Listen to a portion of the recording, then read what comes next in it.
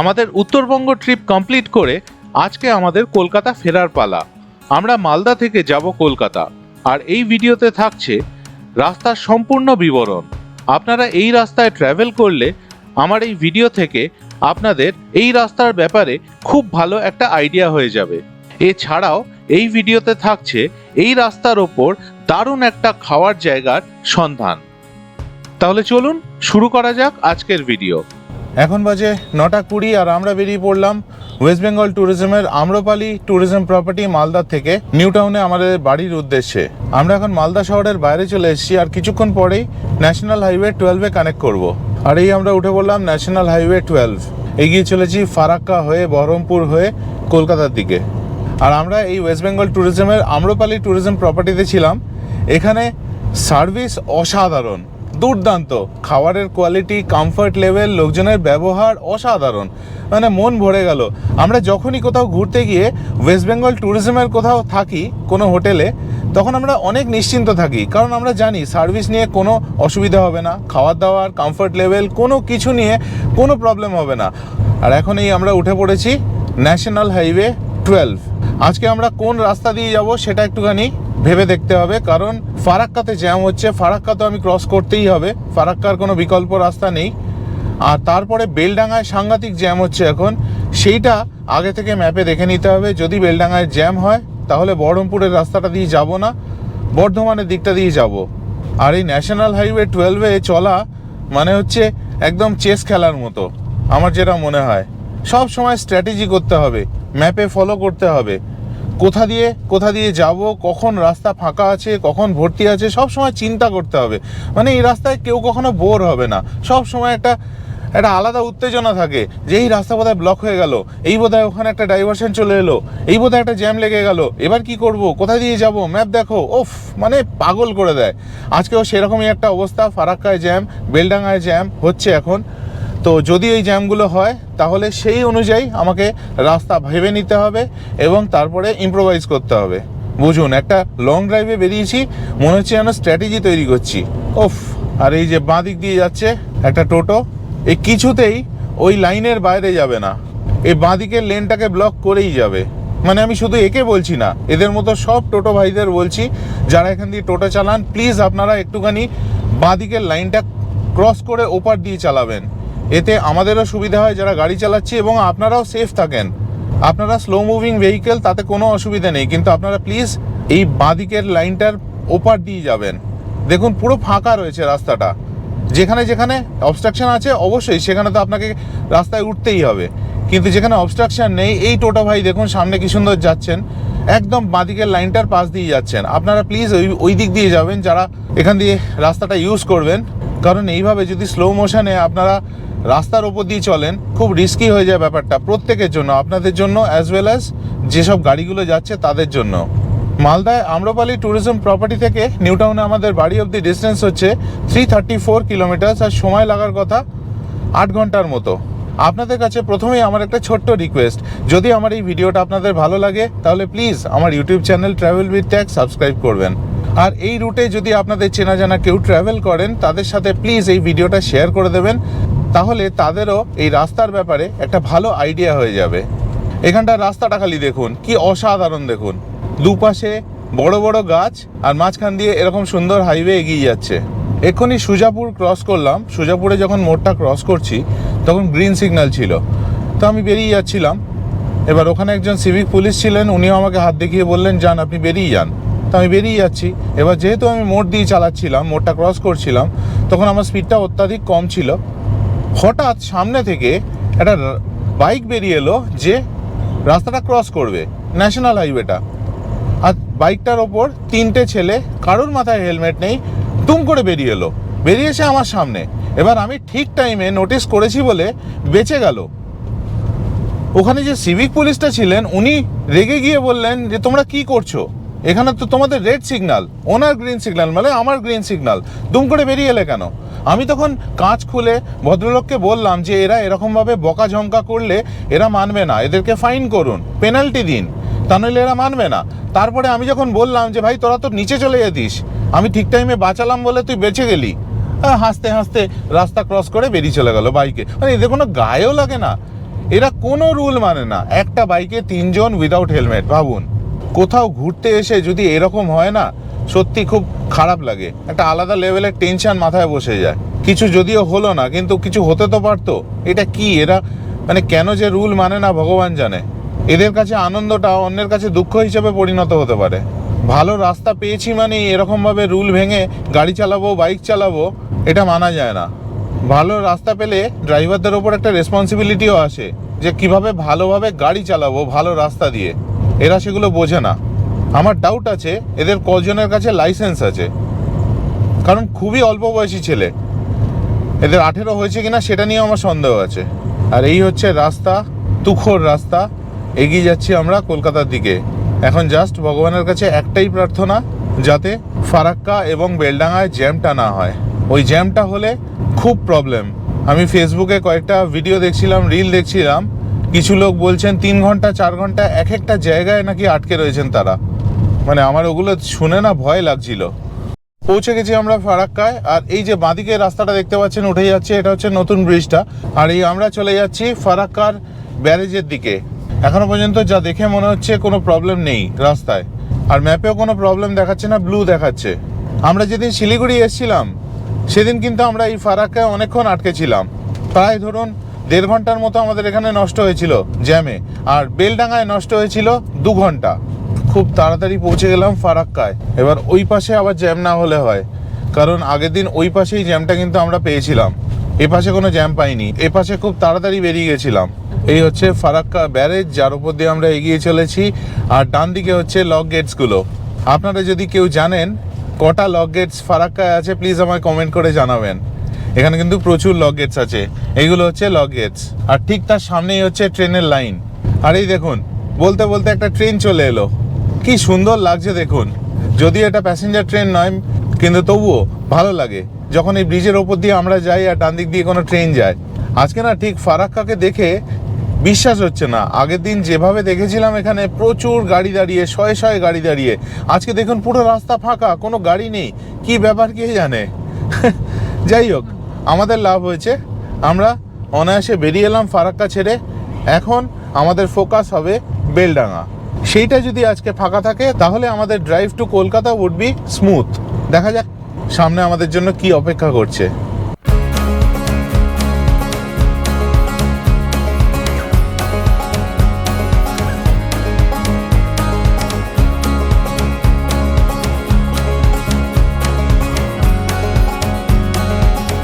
আজকে তারিখ হচ্ছে 28শে মে 2026। আর আমার মনে হয় আজকে যেহেতু ছুটির দিন, ঈদের ছুটি আছে আজকে, অনেক দোকানপাট রাস্তাঘাটে বন্ধ। ওই জন্যে আমরা রাস্তা এত ভালো পাচ্ছি, এত ফাঁকা পাচ্ছি। তো এই জন্যে আমরা বেশ তাড়াতাড়ি এগিয়ে যাচ্ছি। আর রাস্তা তো ভালোই। এই রাস্তায় আমি বহুবার গাড়ি চালিয়েছি। খুব সুন্দর রাস্তা, খুব ভালো রাস্তা। ঘড়িতে এখন সময় হয়েছে 10:45 আর আমরা এই ক্রস করে যাচ্ছি আহিরন ব্রিজ। আর বাইরে কিন্তু এখন ভালো গরম আছে, 30 ডিগ্রি সেন্টিগ্রেড বাইরে। আর গাড়িতে আমি টেম্পারেচার সেট করে রেখেছি 21 ডিগ্রি সেন্টিগ্রেড। বাইরে গরমটা বোঝা যাচ্ছে কাঁচে হাত দিলে, কাঁচগুলো তেতে রয়েছে।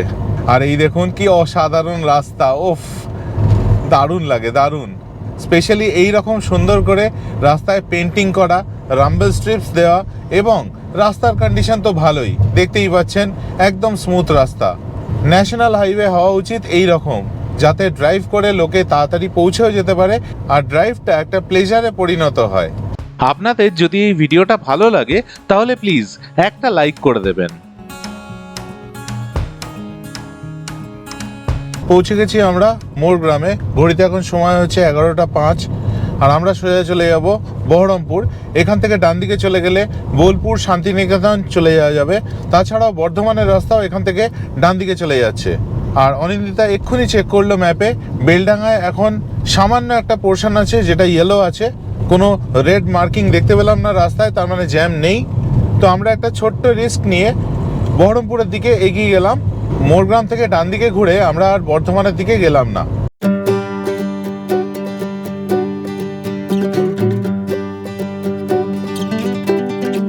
ঘড়িতে এখন সময় হয়েছে 11:30 আর আমরা এসে পৌঁছে গেলাম বহরমপুর বাইপাসে। এখান থেকে বহরমপুর বাইপাস শুরু হচ্ছে, আর বাঁদিকে যে রাস্তাটা ঢুকে যাচ্ছে সেটা বহরমপুর টাউনের মধ্যে চলে যাচ্ছে। আমরাই উঠে পড়লাম বহরমপুর বাইপাসে। আগে যখন এই বাইপাস তৈরি হয়নি তখন আমরা বহরমপুর শহরের মধ্যেখান দিয়ে যেতাম, সাংঘাতিক জ্যাম হতো, অনেকক্ষণ সময় নষ্ট হতো। আর এখন এই রাস্তা তৈরি হয়ে যাওয়ার পর খুব ভালো অভিজ্ঞতা হচ্ছে, কিন্তু রাস্তার কন্ডিশন কিন্তু এখন খুব একটা ভালো নেই। এই বহরমপুর বাইপাসের কিন্তু এখন মেনটেনেন্স দরকার। দেখতেই পাচ্ছেন রাস্তায় জায়গায় জায়গায় গর্ত হয়ে গেছে এবং সেই গর্ত কাটিয়ে কাটিয়ে আমাদের যেতে হচ্ছে। তবে হ্যাঁ, এখানে মেনটেনেন্স কর্মীরা রয়েছেন দেখছি, মোস্ট প্রবাবলি রাস্তার কাজ শুরু হয়ে গেছে। এই রাস্তাটা কয়েক বছর আগে মাত্র তৈরি হলো, এত বাজেভাবে ভেঙে গেল, এটা কি ব্যাপার আমি সত্যি মাথায় ঢোকে না, এটা কেন এরকম হলো। রাস্তাটা যখন তৈরি হয়েছিল তার পরেই আমি এখান দিয়ে গেছিলাম, দারুণ কন্ডিশনের রাস্তা ছিল, দারুণ।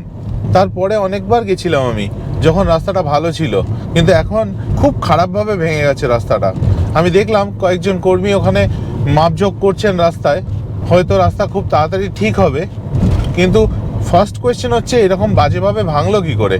এত নতুন একটা রাস্তা।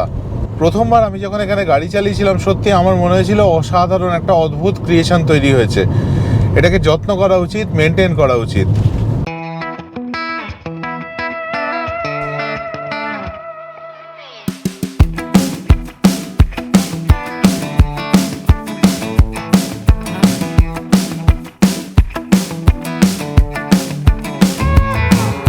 আমরা এখন এই রেলগেটে পৌঁছে গেছি আর এখান থেকে ক্রস করে যাচ্ছি। ফরচুনেটলি এখানে কোনো জ্যাম নেই, আর এরপরেই পড়বে বেলডাঙ্গা। দেখা যাক ওখানে কি অবস্থা হয়। যেদিন আমরা এসেছিলাম সেদিন এখানে ভালো জ্যাম পেয়েছিলাম, রেলগেট ওপেন ছিল, আমরা সহজেই বেরিয়ে গেছিলাম, কিন্তু জ্যাম ছিল সাংঘাতিক, প্রচুর গাড়ির চাপ ছিল। আজকে কিন্তু সেটা নেই, আজকে অনায়াসে আমরা বেরিয়ে চলে এলাম। রেলগেট খুব ভালোভাবে ক্রস করে চলে এলাম। এবার আমাদের দেখার বিষয় হচ্ছে বেলডাঙ্গায় রাস্তা কীরকম থাকে, ওখানে জ্যাম থাকে না রাস্তা খোলা থাকে। আর এখানে এরকম জ্যাম হচ্ছে বিকজ রাস্তায় এরকম বড় ফ্লাইওভার তৈরির কাজ চলছে। এই ফ্লাইওভারটা একবার তৈরি হয়ে গেলে কিন্তু এখানে মুভমেন্ট অফ ট্রাফিক খুব স্মুথ হয়ে যাবে। আমরা এখন বেলডাঙ্গা ক্রস করছি, সময় হয়েছে এক্স্যাক্টলি 11:58, আর এখানে কিন্তু কোনো রকম কোনো জ্যাম এখনও আমরা পাইনি। হ্যাঁ, স্লো মুভিং ট্রাফিক, রাস্তা খারাপ, তার জন্য আস্তে আস্তে আমরা এগোচ্ছি, কিন্তু পুরোপুরি এগিয়ে যাচ্ছি। কোথাও কোনো স্ট্র্যান্ডেড হয়ে যাওয়া কিংবা আটকে থাকা এরকম কোনো ঘটনা ঘটেনি, খুব ভালোভাবে আমরা এগিয়ে যাচ্ছি। আগের দিনে আমাদের যা অভিজ্ঞতা হয়েছিল শিলিগুড়ি যাওয়ার সময়, আজকে কিন্তু পুরোপুরি ডিফারেন্ট অভিজ্ঞতা হলো। আজকে খুব সহজেই আমরা বেলডাঙ্গা ক্রস করে বেরিয়ে এলাম। আমি এখন শুধু ভাবছি আগের দিন এই রাস্তাটায়, এই সেম রাস্তায় কি অবস্থা ছিল। এই স্টেজটাতে দুপাশে লরি জ্যাম করে দাঁড়িয়েছিল, কেউ একটুকুও মুভ করছিল না। আর আজকে দেখুন এইখান দিয়ে আমরা হু হু করে বেরিয়ে যাচ্ছি, কি দারুণ লাগছে, কতটা টাইম সেভ হচ্ছে। আর সেদিন কতটা সময় নষ্ট হয়েছিল। ঘড়িতে এখন সময় হচ্ছে 12:41, আর আমরা পৌঁছে গেছি বেতুয়াদহরি। এখন উঠে পড়েছি বেতুয়াদহরি ফ্লাইওভারের ওপর, যেটা একটা অসাধারণ রাস্তা, দুপাশে ঘন গাছের সারি, আর মাঝখান দিয়ে এই সুন্দর রাস্তা এগিয়ে চলেছে। দারুণ লাগে, এখান দিয়ে যতবার গেছি ততবার ফিলিংটা একই রকম হয়েছে, অসাধারণ। দেখুন সামনে কত গাছ, পুরো রাস্তার ধারে গাছে ভর্তি, আর তেমন সুন্দরই রাস্তাটা। আর লাঞ্চের সময় হয়ে যাচ্ছে আমাদের, তো আজকে আমরা ঠিক করেছি সামনে একটা জায়গায় লাঞ্চ করব, যেটা খুব ফেমাস জায়গা আর যেখানে আমরা আগে কখনো যাইনি। সেখানে যাই, পৌঁছে আপনাদের দেখাচ্ছি জায়গাটা।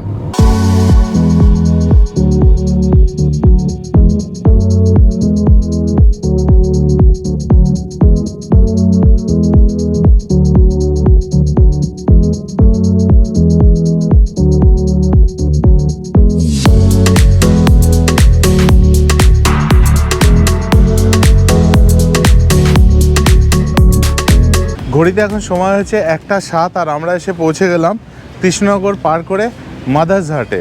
এই প্রথমবার আমি এলাম এখানে, খুব সুন্দর সাজানো গোছানো, দারুণ লাগছে। এটা হচ্ছে ন্যাশনাল হাইওয়ে 12, এইদিকে কৃষ্ণনগর, এদিক থেকে আমরা এলাম। আর এই পাশে কলকাতা। কৃষ্ণনগর থেকে কলকাতা যেতে গেলে বাঁ হাতে পড়ে মাদার্সহাট।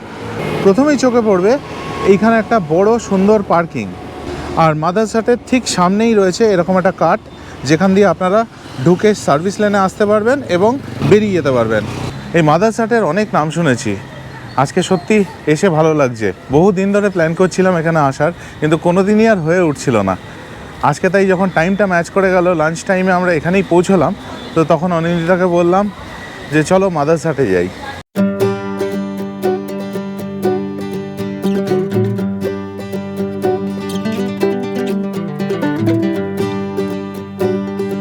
এই মাদার্স হাট বিশাল বড় সাজানো গোছানো একটা রেস্তোরাঁ।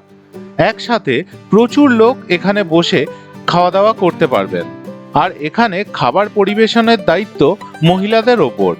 মহিলারাই এখানে অর্ডার নিচ্ছেন, খাবার পরিবেশন করছেন, আবার বিলের টাকাও নিচ্ছেন। প্রথমে সার্ভ করলো পাইনাপেল মোহিতো, গন্ধরাজ ঘোল আর ফ্রেশ লাইম সোডা সুইট। একটা দারুণ ব্যাপার দেখলাম এখানে, কিচেন থেকে টেবিল অবধি খাবার নিয়ে আসার দায়িত্ব এখানে এই রকম রোবটদের। আমাদের অর্ডার করা খাবারটাও একটা রোবট নিয়ে এলো। রোবট দেখে যখন আমি খুব এক্সাইটেড, তখন ভাবলাম একদিন যদি একটা রোবট আমার ডেস্কে এসে বলে, অনেক তো কাজ করলে, এবার তোমার ছুটি, তোমার কাজটা আমিই করব, তখন কি হবে। এরপর আর কিছু চিন্তা না করে খাওয়ায় মনোযোগ দিলাম। আমরা আজকে নিয়েছি একটা মাটন বিরিয়ানি, একটা পোলাও, দুটো মাটন কষা আর একটা স্যালাড। এখানে খাবারের টেস্ট দারুণ, প্রত্যেকটা রান্না ভীষণ ভালো।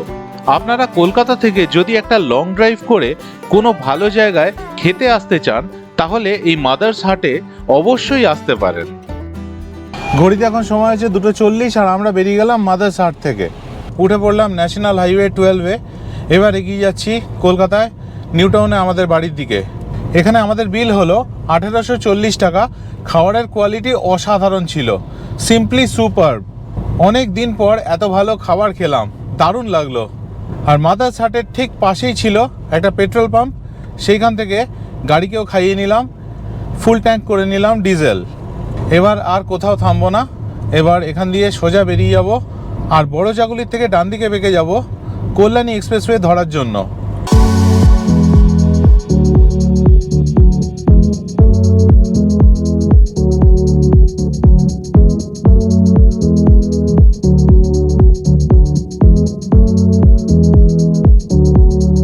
NH12 সোজা যেটা চলে যাচ্ছে রাস্তাটা ফ্লাইওভারের ওপর দিয়ে, সেটা চলে যাচ্ছে বারাসাতের দিকে।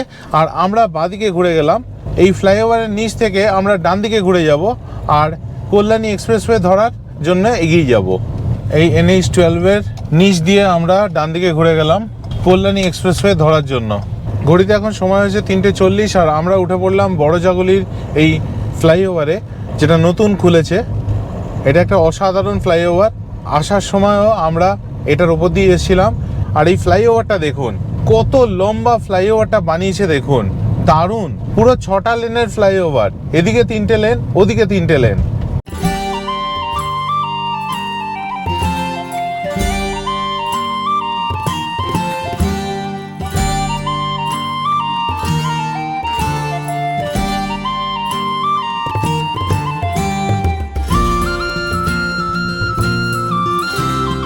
এবার কানেক্ট করে গেলাম কল্যাণী এক্সপ্রেসওয়েতে। এখান থেকে রাস্তা দুর্দান্ত।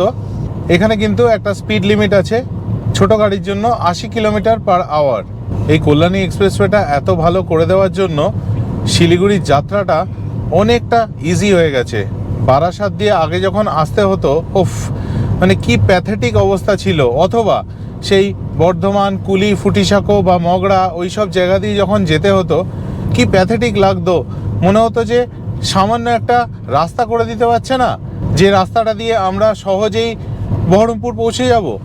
আর তারপরেই চালু হয়ে গেল এই কল্যাণী এক্সপ্রেসওয়ে, যেটা একটা অসাধারণ রাস্তা। ইজিলি লোকজন কলকাতার থেকে বারাসাতের জ্যাম, মধ্যমগ্রামের জ্যাম বাইপাস করে বড় জাগুলিতে গিয়ে কানেক্ট করে শিলিগুড়ির দিকে জার্নি করতে পারছেন।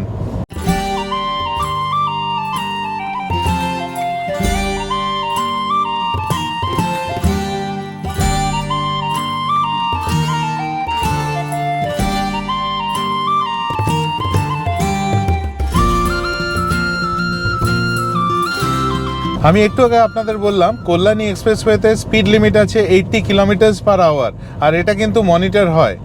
একজনকে দেখলাম স্পিড গান নিয়ে দাঁড়িয়ে রয়েছেন, আর তার কিছুক্ষণ পরেই দেখলাম ব্যারিকেড করা, ওখানে যারা ভায়োলেটার্স তাদেরকে ধরে সাইড করা হবে। তাই যখন এই হাইওয়ে দিয়ে গাড়ি চালাবেন স্পিড লিমিট মেনে চলুন, 80 কিলোমিটার/আওয়ারের নিচে গাড়ি রাখুন, এতে নিয়মের ভায়োলেশনও হবে না, তাছাড়া সেফটিও বজায় থাকবে। এরপর আমি আর খুব একটা ভিডিও করিনি। আমরা নিউ টাউনে আমাদের বাড়ি পৌঁছই বিকেল 5টায়। আমাদের এই ট্রিপে আমরা টোটাল 1416 কিলোমিটার ট্রাভেল করেছি, আর আমাদের গাড়ির মাইলেজ ছিল 18.4 কিলোমিটার পার লিটার। আজকের গল্প এই পর্যন্তই। খুব তাড়াতাড়ি নিয়ে আসবো আরও অনেক ভ্রমণের গল্প, তাই দেখতে থাকুন আমার চ্যানেল। আর ভিডিওটা ভালো লাগলে প্লিজ আমার YouTube channel travel with tags subscribe করবেন। ভালো থাকবেন।